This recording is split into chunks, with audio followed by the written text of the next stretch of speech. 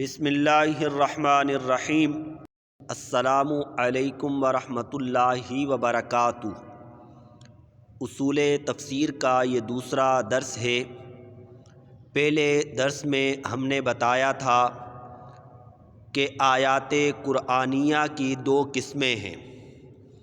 Number 1 آیات متشابہات، number 2 آیات محکمات۔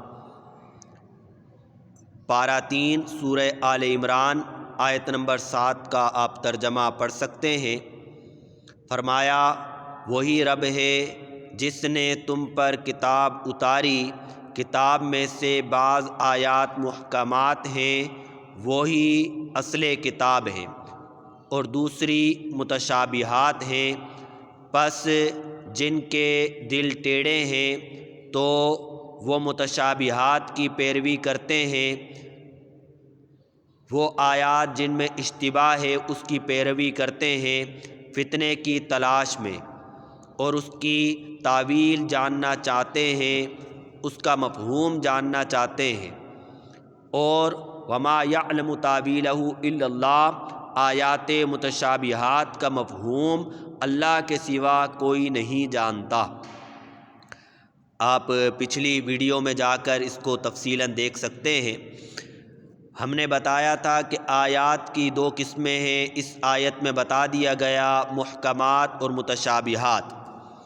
آیات متشابہات کے بارے میں بتایا تھا کہ بعض وہ آیات ہیں جن کے معنی بھی ہمیں معلوم نہیں، جیسے الف لام میم ہا میم وغیرہ، ان کو مقطعات کہا جاتا ہے۔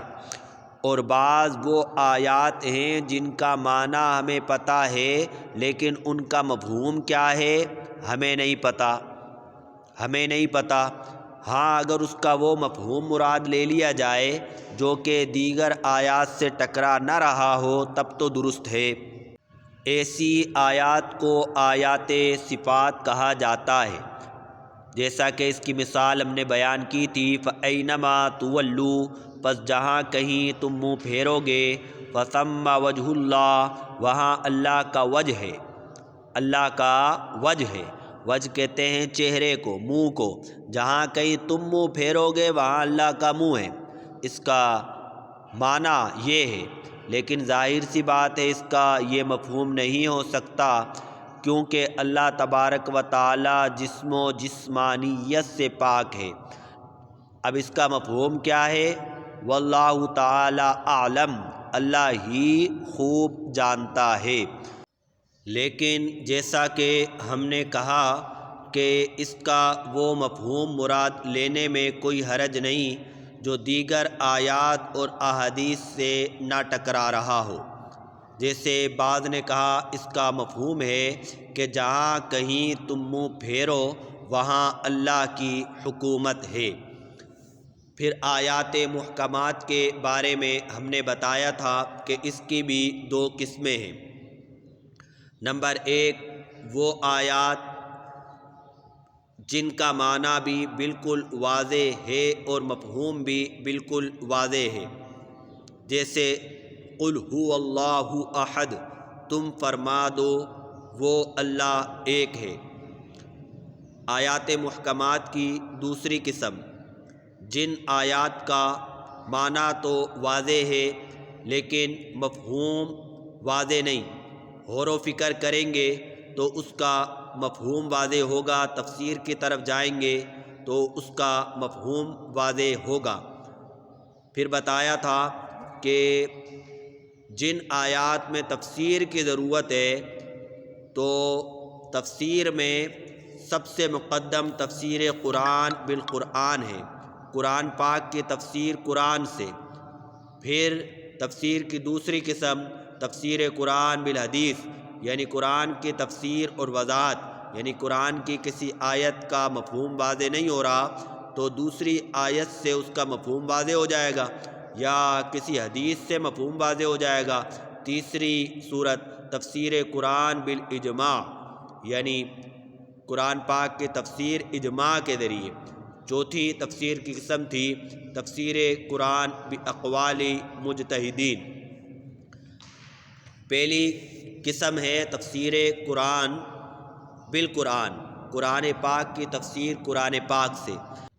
اس کی ایک مثال ہم پہلے ذکر کر چکے ہیں کہ قرآن مجید فرقان حمید میں بہت سی آیات میں بتایا گیا اہل کتاب۔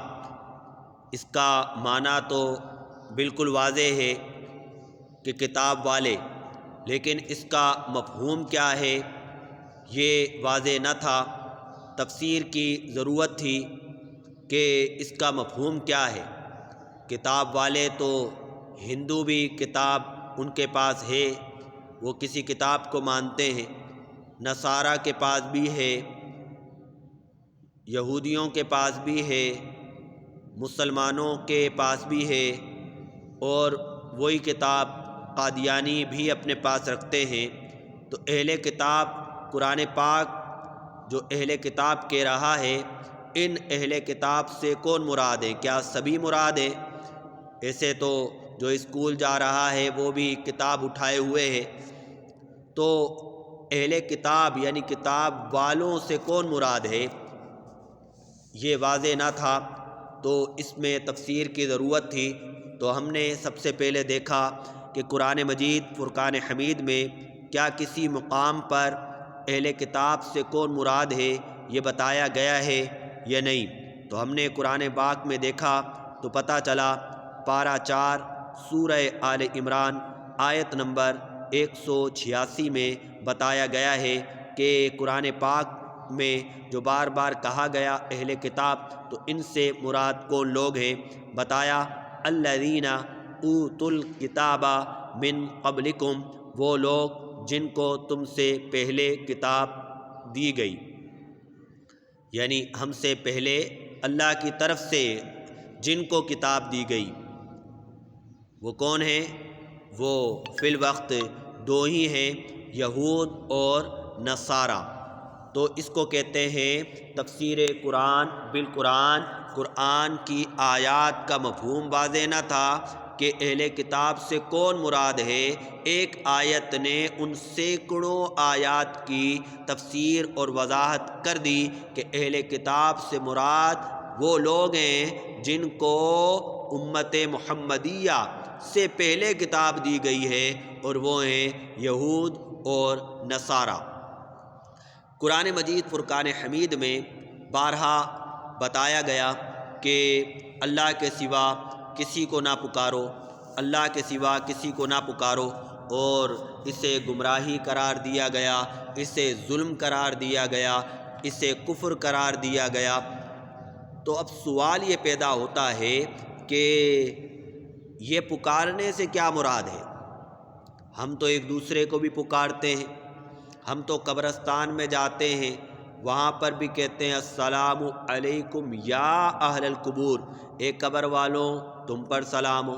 اسی طریقے سے ہم نماز میں حضور جان عالم صلی اللہ تعالیٰ علیہ وسلم کو بھی پکار رہے ہوتے ہیں السلام علیک ایھا النبی، اے نبی تم پر سلام ہو۔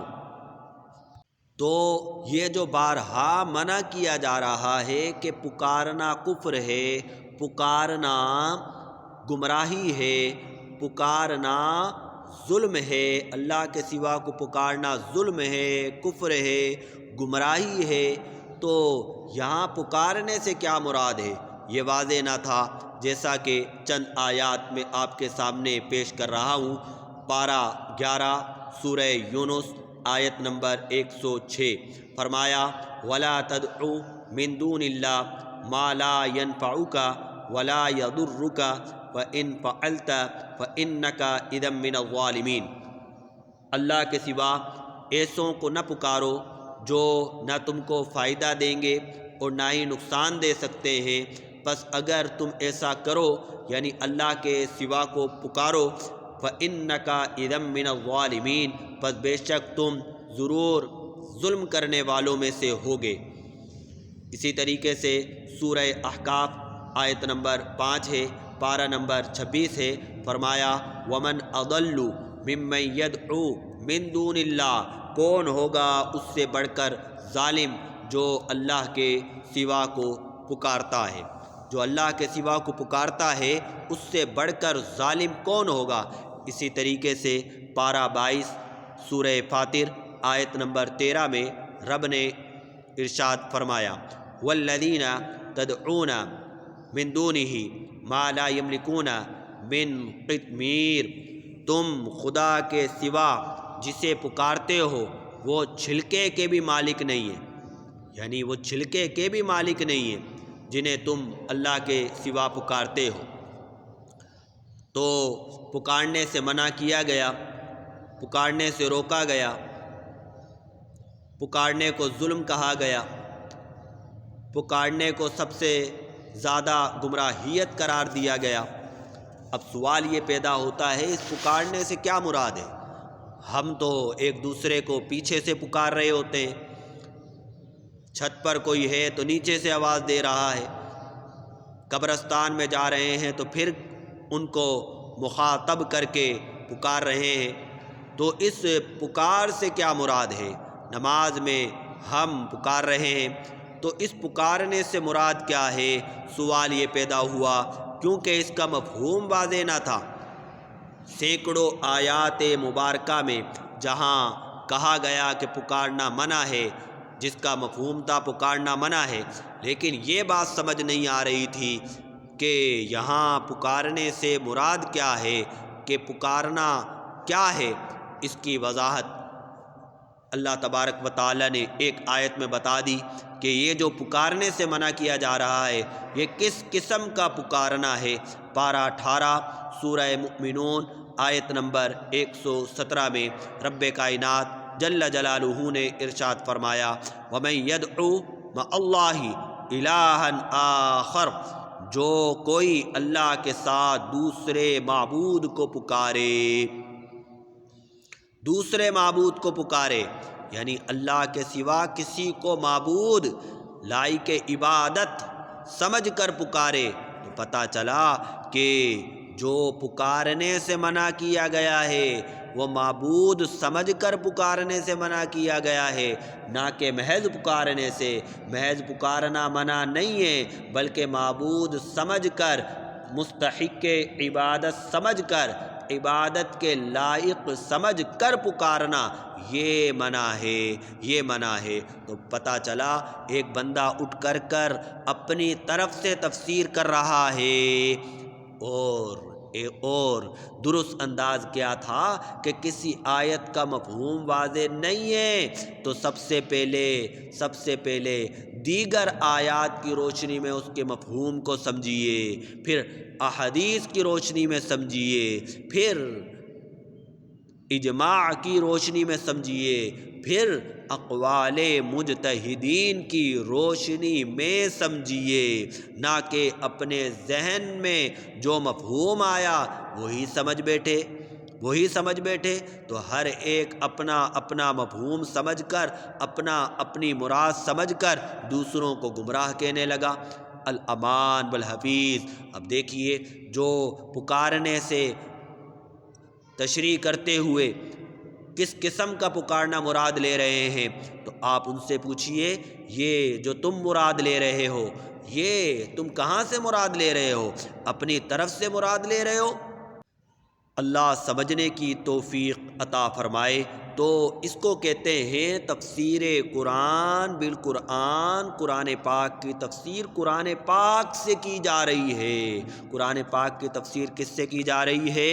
قرآن پاک سے۔ اللہ تعالی ہمیں سمجھنے کی توفیق عطا فرمائے۔ انشاءاللہ اگلے درس میں اس کی مزید وضاحت اور ایک اور مثال آپ کے سامنے پیش کریں گے۔